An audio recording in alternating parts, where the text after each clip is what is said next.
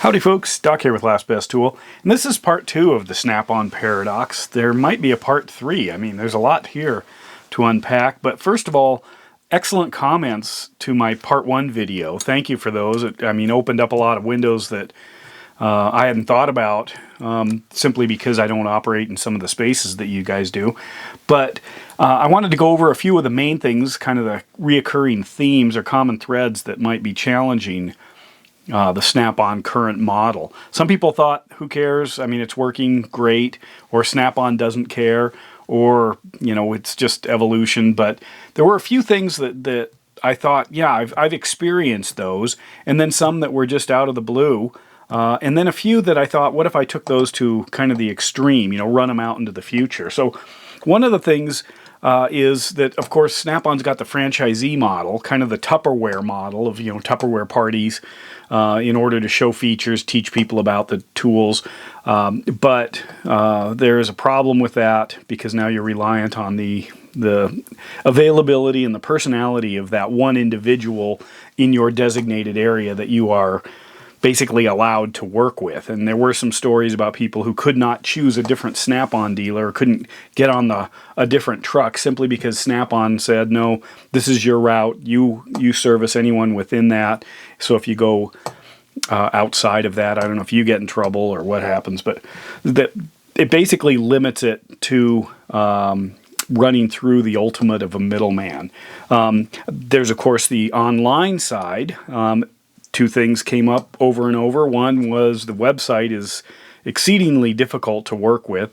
I've got my ways of dealing with it. I can move around pretty easily, but the search function is, you really have to know what you're looking for or where that tool is located. Is it under hand tools, or it is under, you know, shop maintenance or cleaning, or who knows?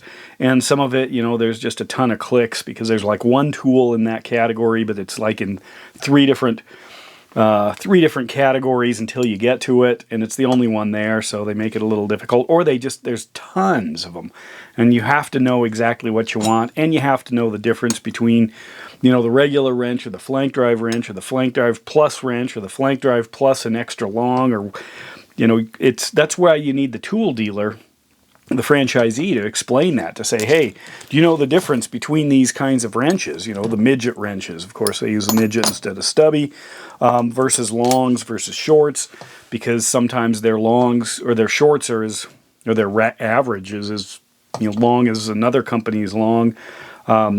Anyway, so the website's an issue, but you can order off of it, but then you get hit right away with this very high shipping fee.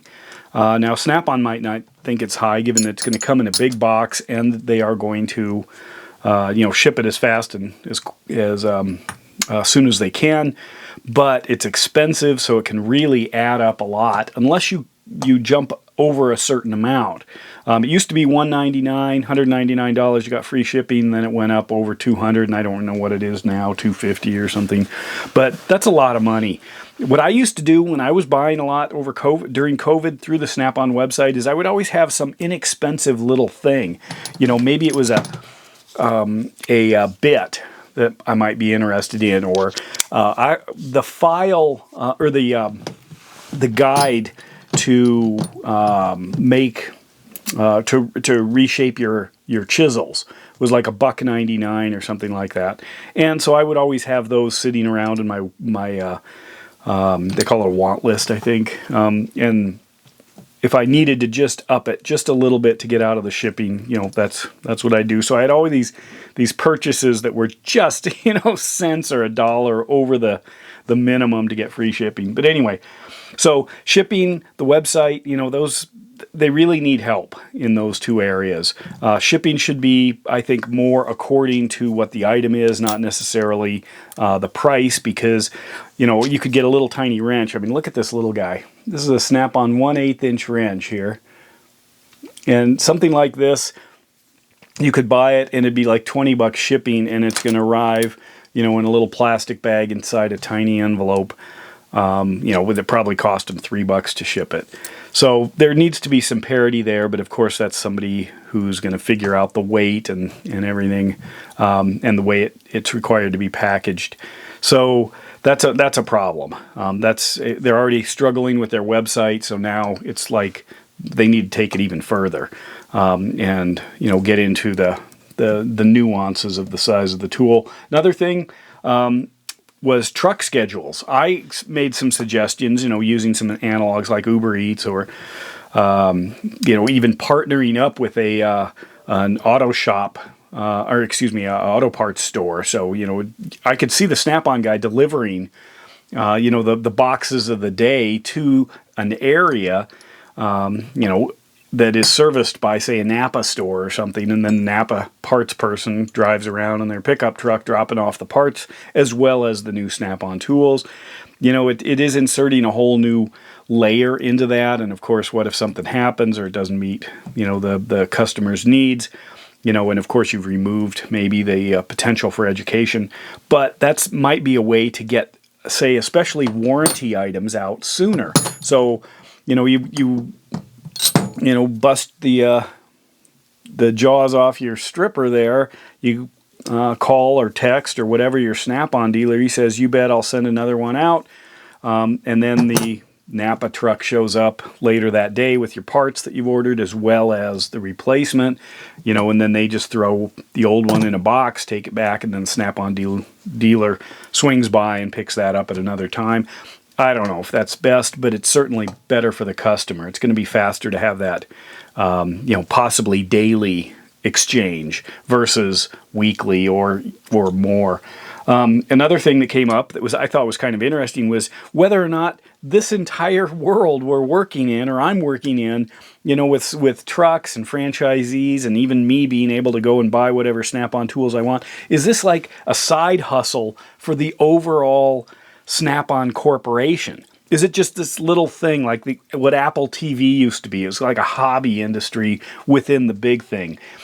That's an interesting question, and the reason that might be possible has to do with huge government contracts and grants and things like that may be paying for the Snap-on tools at a much deeper, higher level. So me being able to go in and, say, buy a midget 10 millimeter Snap-on wrench because I want one is just sort of a little side gig that Snap-on's running, and then driving these franchisees around. Maybe, I don't know, maybe they don't even care. Maybe that's just one tiny portion of their business, and it's maybe good marketing. Maybe it's a tax write-off. I mean, you can really go down a rabbit hole thinking about that. And that might explain a lot of the unusual antics that Snap-on does sometimes. It's maybe because they really aren't that vested in all of this. I mean, sure, it's a huge market. Somebody at Snap-on's probably going, "Oh my gosh, you really don't know what you're talking about." I don't know.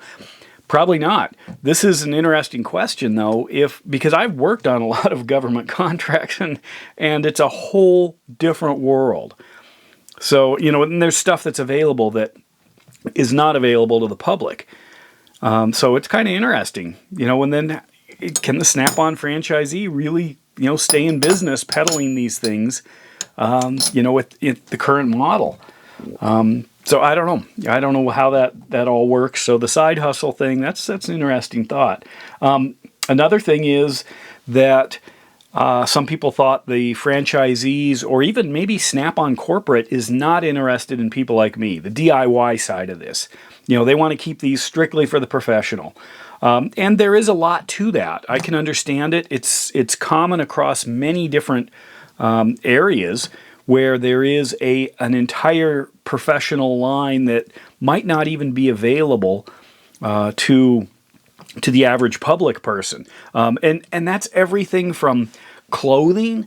I like Arc'teryx, one of my favorite brands, has got a portion of their industry that they call Leaf, and it's military contracts, and you can't really buy it as a civilian unless you go the aftermarket or used.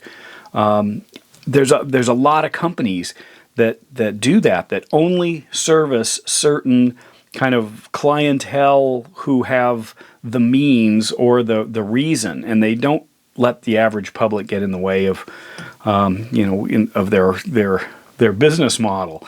But Snap-on does. I can, go on a Snap-on truck and get anything I want, and the guy's happy, thrilled, and that maybe because, he's buying into the Snap-on does actually need me. But on the other hand, it could be kind of interesting to think about maybe Snap-on is not that keen on letting, the bottom feeders like me, drift onto the store, into their mobile store and buy whatever we want and then say whatever we want on YouTube. I mean, maybe that's not what's supposed to happen. I find it kind of interesting, but that's a possibility that I'm just not for this. And that also might be, the Shade Tree Mechanics style. Maybe they don't want us to have this. I don't know. On the other hand, it could be the complete opposite, that they're thinking they're so glad that their Gucci tools are actually getting into the hands of the average person or a common person. I don't know. Fodder for part 3. Another thing was the industrial market. Not just the government contracts, but also maybe really going after the bigger organizations, the larger dealerships. That they service the one-offs, but that's just an afterthought. The little ma and pa shops, a couple of bays. And they go through the motions, teach you how to use a scanner, sell you some tools, warranty your repair or your broken tools, etc. But really, I mean, it's the overhead of doing that is just astronomical. Maybe they sell $100 worth of tools across 5 different mechanics. That's not enough to keep food on the table. But there might be some other picture there, whereas that's maybe feeding into what people want in the industrialized world. I know Google, when they started out some of their products like Gmail, they actually were giving it away for free, and part of the model was you are going to love this, therefore when you enter the big organizations, you are going to demand it because you're going to go back and have to use some other email service at the time, and it's just going to be awful. And everybody's going to say, why can't we just get Gmail? So they give it away for free, basically seeding the base, and then that base moves into the larger organizations and then demands the experience that they had before. That could be. Another thing is the warranty issues came up. Whether or not you've got a good dealer or a good franchisee has a lot to do with whether or not you get things warrantied. So that's a tough question. I don't think it should be a real issue, but I can understand why it is, especially with the proliferation of the secondary market. You go on eBay and you can get, almost anything made by Snap-on, and in fact have a huge choice, and a lot of it's offered for new, or new prices too, even if it's used. But I could see where somebody might want to, fill out their toolbox with a bunch of secondhand tools and then expect first-hand service. So that's a possibility.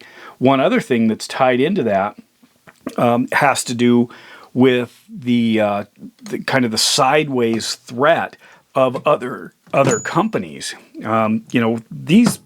Most of these others like Weha and Wera and Knipex, Klein, Mac, Koken, even the electronic tools, Milwaukee. I'll get into that in just a sec. These may have lifetime warranties as well, plus all of the others, Capri, Icon, Tecton. They're really going after that warranty space. PB Swiss, I've warrantied out one of these. It's a different experience, but the idea of having a lifetime warranty is not something that is that elusive these days, especially with tools. But the tools, on their own may be worth it, the money, to get some high-performing tool, but there are other high-performing tools in this competitive space, and they both have lifetime warranties. So Snap-on might be able to argue, well, here's what we offer, but that argument is getting weaker and weaker as more and more companies start to invade that space and provide a similar user experience, both in the quality and use of the tool and in the aftermarket service or after-sales service. So that's kind of interesting. Snap-on's also polluting their own water by providing not only rebranded stuff, but even the secondary lines like Blue Point. What's the difference between this Blue Point 17 and this Snap-on 17, except I actually like the feel of the Blue Point in my hand better. I mean, it's a lot thicker, heavier wrench. You know, it does weigh more, but it feels really nice in the hand, whereas this, especially at the larger sizes, 17 on up, you know, you can apply a lot of pressure to the side of the wrench and it hurts. You want gloves. You know, the beam here is thicker and rounder. So, but why would I compete with myself? Is this to offer, you know, to get that sale? Or is it just kind of confounding things? Generally, if you want to make a sale, you have two choices. You have 3, customers start to walk away. 2 choices, they might think, I don't know, you know, I can get this one for 20 bucks and this one for 60 bucks or 50 bucks. What do I want to do? This one, they both may have a lifetime warranty. This one's made overseas, this one's made in America. You know, it's causing some confusion. Why are they even doing that? Why are they even offering the Blue Point? You know, there's questions like that that are kind of causing more, I guess, confusion at the consumer level. I see so many people trying to sell Blue Point stuff, and they market it as Snap-on. You know, it's Snap-on Blue Point, or it's the same thing. Same with Baco. You know, it's Snap-on quality, or it's the same ones that make Snap-on. So the water gets muddied. But then there's Knipex just sitting right there saying, we make these. Sure, there's others that they may not. Mac, these are made overseas. There's nothing else like these, you know, and Wera is really trying to dial in their screwdriver system. You know, PB Swiss, they're out there on their own doing their own thing, and they don't seem to be interested or even care what others are doing. They just do the best that they possibly can. But to Snap-on prices, you know, get up to these kind of Gucci tools, what are you supposed to do? You know, just stick with Snap-on? Snap-on, after a while, starts to feel kind of industrial on its own when you are working with some of these others. They're not that much more. And then there's Klein that's really got its niche electrical market, but, you know, a lot of stuff in automotive, they've got great tools for it. NWS, too. So, anyway, the last thing I'll end with here is that there seems to be confusion about price and quality. There's a kind of a comparison to other brands with this idea, and that idea is caught in both what we'd call price and quality. And price and quality are two different things. I mean, you can charge a huge amount for something that doesn't have a lot of quality. You can have a really high quality thing that is fairly inexpensive. But a lot of people are kind of using it in the same sentence, price quality. And what they're talking about is we don't have to spend this much to get a really good tool. Well, first of all, not every Snap-on tool's high quality. I mean, there are some duds. And not every Snap-on tool's terribly expensive compared to other good tools. Some of them seem outrageous. Some of them are right in line. It's kind of, I don't know how Snap-on prices the stuff. I mean, the new version of the dikes, I was looking at the side cutters in the long neck, they're like 95 bucks. That's crazy. But on the other hand, you get maybe a $50 hammer, and a junk one is maybe 30. Actually, a junk one's probably 9, but, you know, you can get high quality for, you know, something that isn't shocking. Other things might blow your mind. So, Snap-on makes really high quality stuff. They do that. They also make stuff that isn't. But other companies, you know, they're going after very specific niches. Like this might be a $50 screwdriver. The Snap-on version is $100. It's almost the same thing. So it isn't that Snap-on is competing against another company. It's that Snap-on is competing against all of the other companies, and each one is kind of coming in and poking that giant, you know, Wisconsin bear, because they're going after the specific tool at the tool level. Like this PB Swiss compared to, you know, maybe a stubby ratcheting Snap-on. They're not worried about the pliers. They're worried about the screwdriver. And then the whole electrical side, I'll save that for 3. I mean, why Milwaukee, DeWalt, other companies that are making these power tools, battery tools, you know, it's hard for Snap-on to maintain that kind of a market space, given the overhead of manufacturing all these things and really, you know, being able to sell them for 3, 4 times as much.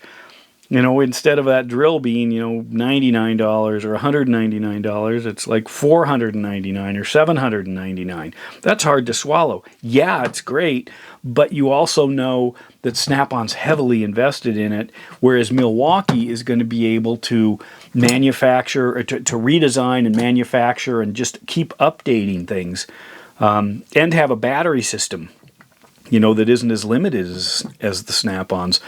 So just to kind of wrap this up after 20 minutes, is literally there is so much to this equation.